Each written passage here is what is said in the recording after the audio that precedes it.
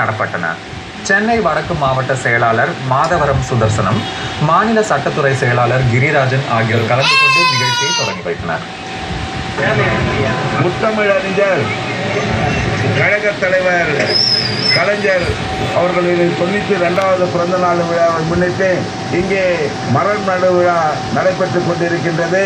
இந்த நிகழ்ச்சியை நடத்த வேண்டும் என்று எங்களுடைய அறிவுறுத்திய தளபதியானவர்களை மக்கள் வெகுவாக பாராட்டுகின்றனர். ஆக தலைவர் கலைஞர் அவர்கள் பல்லாண்டு காலம் வாழ வேண்டும் என்று இந்த நிகழ்ச்சி மூலமாக வாழ்த்தி விடைபெறுகின்றோம்.